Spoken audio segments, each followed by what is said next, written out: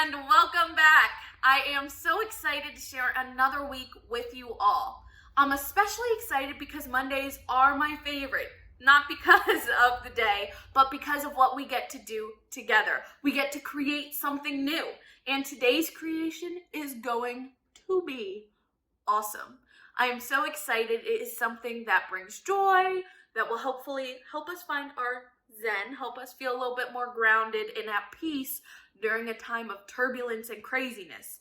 So, before we jump into our awesome project today, let's talk about our riddle. I think our riddle is really fun. It's a little tricky, but I've got faith in you, my smart cookies. So, our riddle today is, when is a car not a car? I'll let you guys think on it, and as always, at the end of our video, once we finish our chapter book, we will jump in and figure out our riddle together. All right, guys, so now that we've talked about our riddle, let's go do our art project. For our art project today, we are going to be making something super cool and super relevant. It's going to be an art project that helps us kind of calm down and recenter when things might be just a little too overwhelming. So, what are we making? We are going to be making a sensory or grounding bottle. Yes, I know, I am so excited. I've made these in the past before, and I'm so excited to share this process with you guys. So, what are we going to need to make this a reality? Listen up and I'll tell you. We are going to need a water bottle. I'd recommend something clear. I'm using an old iced tea bottle, but if you have an old Gatorade bottle, an old mason jar, an old sauce jar, anything that's really see-through, we're just repurposing and reusing something to give it a new life. So it's not really too important, just as long as you can see through it. Now, what else are we going to need? I'm going to recommend a funnel because we are going to be fitting everything into the top of this bottle. Now, I don't know about you guys, but I am not the most steady pourer, so I just need some help, and that's okay. That is why I have this trusty dusty funnel.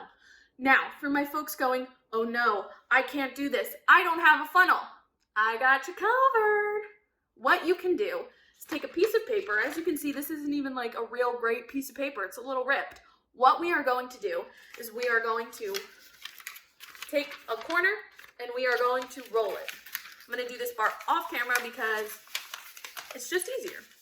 So now we've kind of got like a little rolled up piece of paper. What we can do from here is make the one side a lot smaller so that it can fit into our water bottle, and we can pour everything into the top.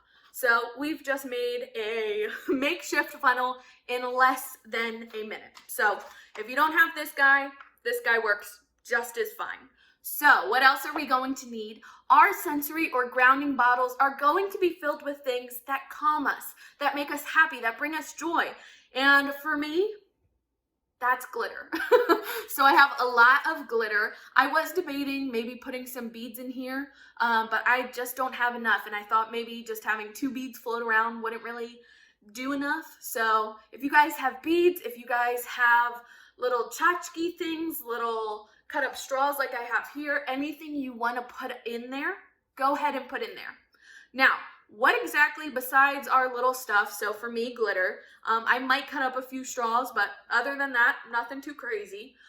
Besides that, what are we putting in there? We are going to be filling this water bottle with water, and if you guys have glue and can add a little bit of that in there, that would be awesome. But I understand not all of us have access or can use that much glue at one time, because I understand it is a little silly to fill up a whole water bottle with glue when you could be gluing things. I understand. So if you don't want to use your glue, you don't have to. We can just use water. I will be using just a little bit of glue to just see how it works with the water. I've never really done it with glue, so I'm excited. So I hope you have all the things you need. Make sure you're at a clean place you can work at and not get too messy and get in trouble with. So I know that's always a big thing. We want to make sure we are being respectful, that we have a clean space when we leave. So we've got all our things. Let's go make our art project. I'm so excited. All right, guys, we are all good to go. I've got my water, I've got my funnel, and back here, I've got my glitter.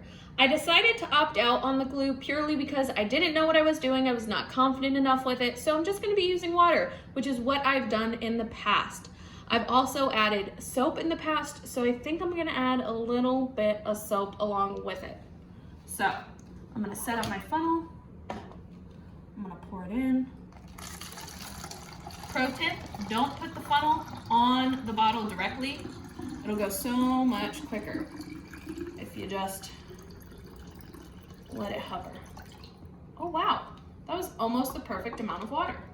Now, what are we doing next? I'm gonna be putting some glitter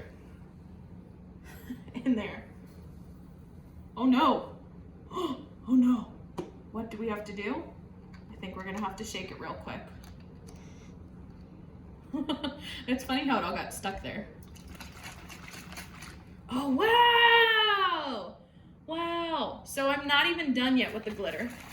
Let's keep shaking it because it's still really gathered up top.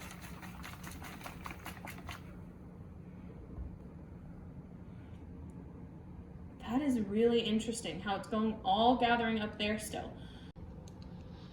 All right, guys, here we are with try two.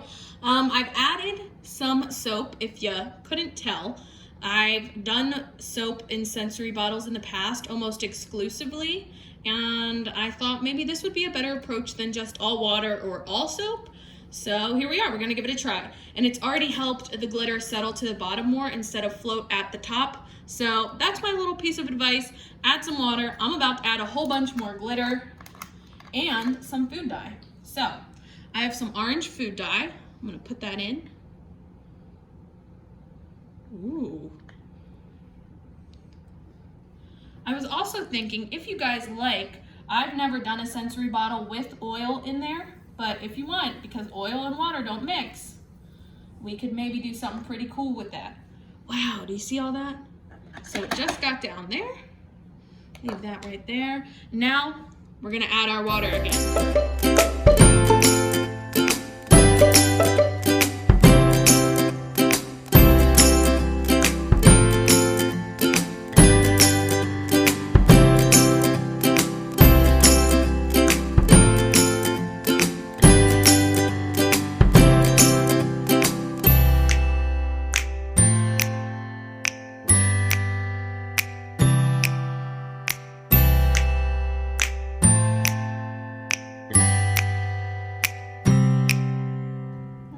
I'm gonna stop there. A little bit more. Oh no! So now I'm gonna make sure it's on there super, super tight. All right, now, I don't know if the camera's gonna pick it up, but it is, it sounds like we're shaking a thing of sand. All right, look at it go. Oh, that is so cool, so cool. Now, a fun way you can use this is shake it up, and then whoever can brush their teeth by the time the glitter settles is the winner. Although, you gotta be a pretty quick toothbrusher to make this one happen. But I'm sure with other bottles, maybe a little less soap, we could work out the right consistency. So that is our sensory bottle for today. Again, guys, just because I only put glitter does not mean you have to only put glitter, although glitter is quite pretty. I hope you guys enjoyed it, and let's go do our positive action. Our positive action or positive tip today is going to focus in on a very important skill. What skill, you might be asking? The skill of self-discipline. Specifically, we're going to really focus in on self-control because that is where it all stems from. So let's break it down even just a little bit more. What even is self-control? Self-control, for my folks watching who might not know what it is just exactly how it sounds. We are trying to control ourselves. And I don't mean like we have crazy urges that we need to control and we want to, no, it's not always like that. Sometimes it's hey, I shouldn't have a whole bunch of cookies and milk before bed because I know I'm going to wake up in the middle of the night and my stomach will not be happy. Another way we practice self-control every day is getting up out of bed and doing the things we need to do.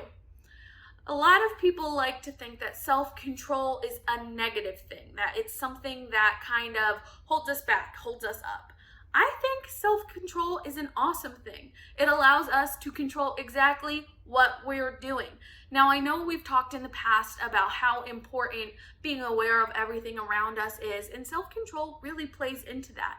Because when we're aware of things happening around us, when we know that maybe our friends are making some choices that we really don't want to get into, like maybe they're making fun of someone and we just don't think that's cool because it's not. We practice self-control. We say, I'm not doing that. And hopefully you even stand up and say something because no one wants to feel that way. Now, the last thing I really want to touch on is that too much of a good thing can be a bad thing. And I know you're probably sitting on your screen and saying, give me proof. Well, if you stare at that screen for too long, your eyeballs are gonna get hurt. In fact, they make special blue light glasses to help your eyes from stuff like that. So even too much of a good thing, like I said earlier, the cookies. Trust me, cookies are good, but if we eat too many, our stomach is going to be a very mad. So it's stuff like that. It doesn't always have to be perceived or seen through a negative light. It's just expressing ourselves in a way that is appropriate, that helps us grow more. So I hope this made sense. I hope this helps. And I hope that we all practice a little bit of self-control today. So now that we have talked about our positive action and positive tip, let's scoot on over and dive into our book, Super Fudge, because I still think Fudge and Daniel are missing. I've been waiting for you guys because last time we left our book off, Fudge and Daniel were missing. Daniel's mom had called Fudge's mom and said, Daniel can come home now, but Daniel wasn't there. So I'm excited. Let's jump right back in and figure out, hopefully they're okay. And hopefully they're not getting into too much trouble. So, did you have a nice picnic? Mom asked. It was fun, I said. A lot of ants, but fun. Don't forget to rinse the thermos, Dad said. I won't. Where's Fudge? I asked. I haven't seen him since you left, Dad said. He's probably at Daniel's, Mom said. He's very angry. I had noticed. At 4, the phone rang and it was Daniel's mother. She asked me to tell Daniel it was time to go home. He's not here, I said. Then where is he? She asked. I don't know, I said. Wait a minute. I put down the phone, went to the back door and called, It's Miss Manham. She's looking for Daniel. Mom ran into the house, wiping her hands on her jeans. She picked up the phone. Mrs. Manham, we thought Fudge was at your house. No, not since 11:30 or so. You found what? Oh no, you don't suppose? Yes, of course. Right away. And she hung up the phone. What is it? Dad asked. He was standing in the door, listening. So she found Daniel's piggy bank, smashed, and all the money is gone. Mom zipped upstairs to Fudge's room. Dad and I followed. Bonjour, Uncle Feather said. Where does he keep the bank that Grandma gave to him for his birthday? Mom asked, ignoring Uncle Feather. Looking around, we kept on looking, and here, I found it. Finding it on the shelf, and it's empty. Bonjour, stupid, Uncle Feather said. Oh, shut up, I told him. Shut up yourself. Wow, that was a very unkind bird.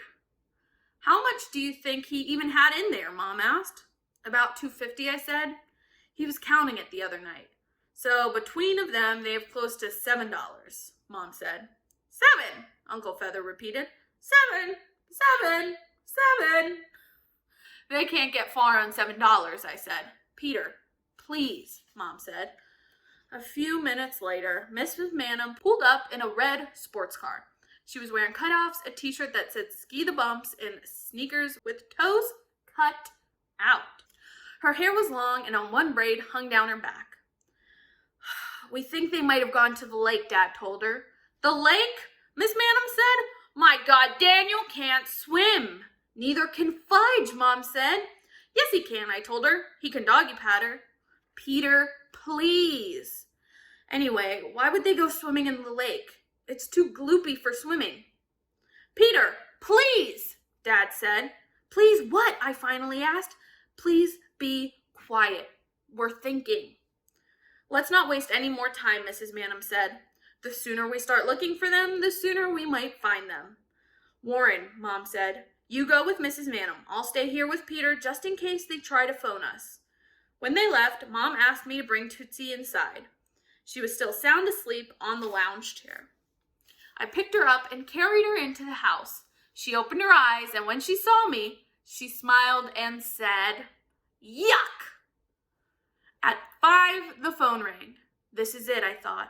It's all over. They found him, splattered across the road, his bike mangled mess. Or maybe Princeton crew has found him. Maybe they've dragged him out of the lake. His face is blue and swollen. Oh no, I felt a big lump in my throat. If only I'd let him come on the picnic with me, none of this would have happened. If only I hadn't wanted to kill him when he woke me up this morning. Now it was too late. Oh, I was extremely sad. I pictured the funeral. Fudge and Daniel, side by side in small white coffins. Peter, would you get the phone, Mom said. I picked up the receiver. Hello? I couldn't even get the word out. How was I going to tell Mom if it was bad news? Hi, Peter. Fudge, where are you? Guess. The train station? Nope. The bus station? Nope. The police station? Nope. Do you give up? Yes. Where are you? At Sandy's Bakery. What? Sandy's Bakery, down by the highway. Yes? Down by the highway? I mean, you rode there on the highway, right? It was easy. Is Daniel with you? Yes. Mom grabbed the phone out of my hand. Fudgy, my angel, I'm so glad you're all right. We've been worried. Don't move. Not an inch. We'll be right there to get you. All right, that is where we will leave it off. I'm very happy that we found some resolution to all the craziness that we got left at the end of our last reading. I'm happy they're both found, they're both safe, and apparently they're both just at a bakery. Hopefully they're just eating some sweets and safe and sound. Now, we've read our book. We've still got just a little bit more. Oh my gosh, such a little amount left, and then we pick up a new one. I'm very excited, but before I say my goodbyes, let's talk about our riddle.